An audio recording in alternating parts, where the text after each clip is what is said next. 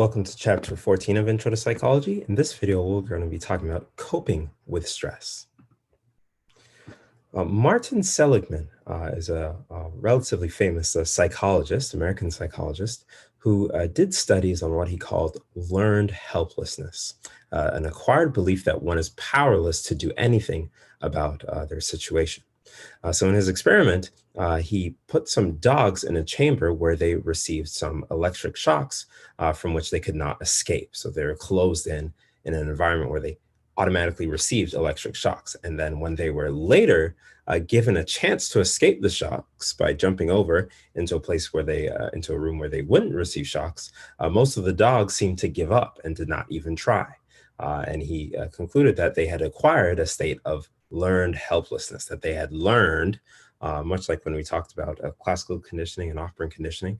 Through operant conditioning, they had kind of learned that their situation, the negative punishment of, or the positive punishment of receiving those electric shocks would not go away. And they had learned that they were helpless and couldn't escape their situation.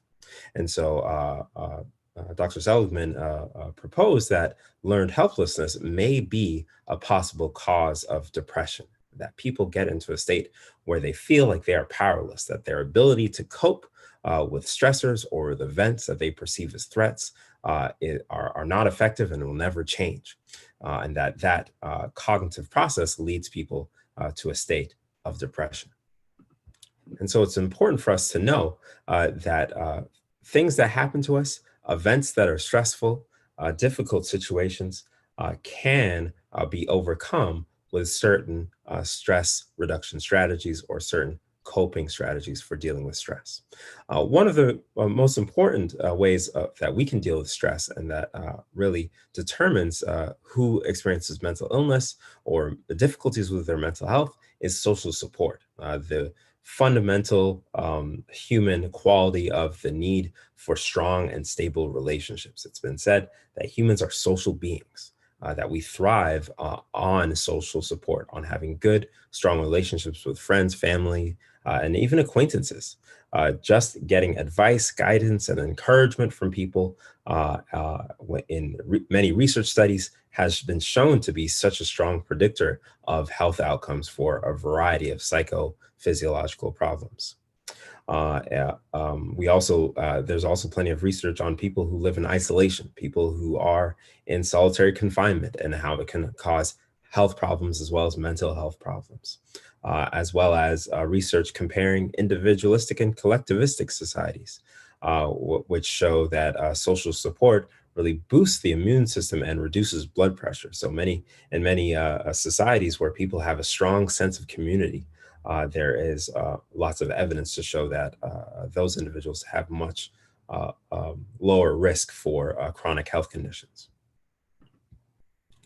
Some other stress reduction techniques include exercise. Exercise is so underrated as a frontline treatment for mental health problems, as well as reducing stress.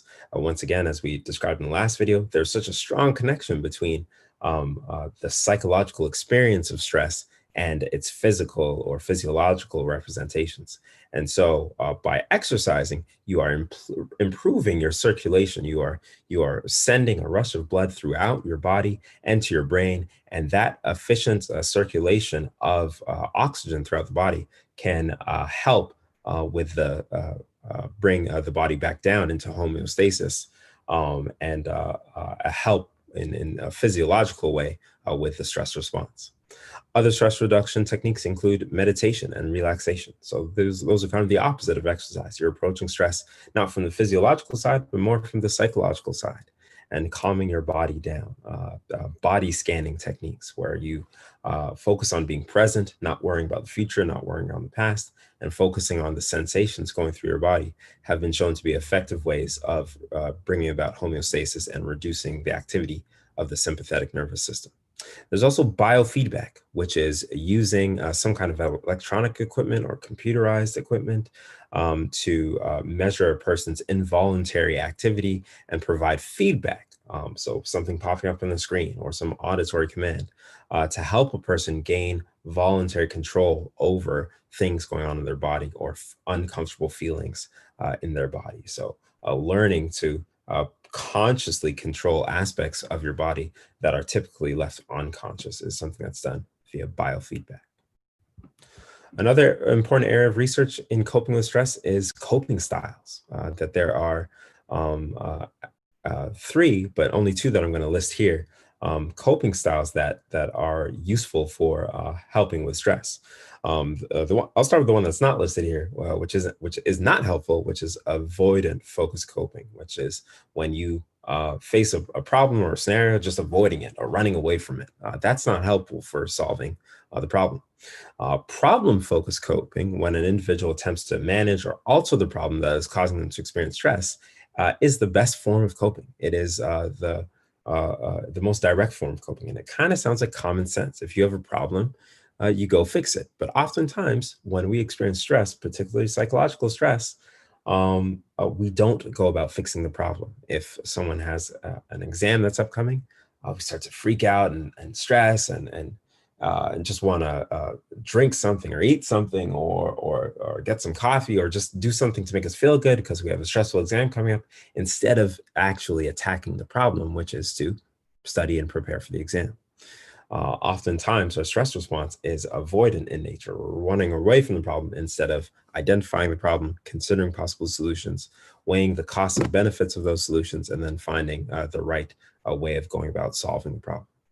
Another coping style is emotion focused coping, which is any efforts to reduce or change the negative emotions associated with stress. And so that's an intermediate coping style. It's not quite as good as problem focused coping, but also is important.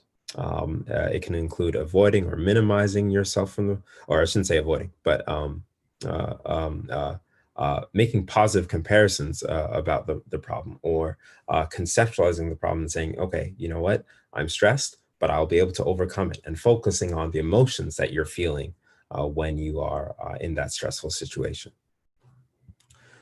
And so, as we've already mentioned, coping with stress is really a holistic process. In order to have an optimal stress response, it's important to make sure that all aspects of your life are in balance or in homeostasis with one another. So those things, a popular recommendation for living a healthy life that will avoid chronic illness or stress that could lead to chronic illness is something called New Start. So this acronym highlights how nutrition, exercise, water, sunlight, temperance being having balance in your diet and in your exercise, as well as getting fresh air, getting rest, are all an important part of maintaining a healthy lifestyle, as well as trust. It's been shown that trust in a higher power. It may be a religion. It may be an otherwise non-religious spiritual activity.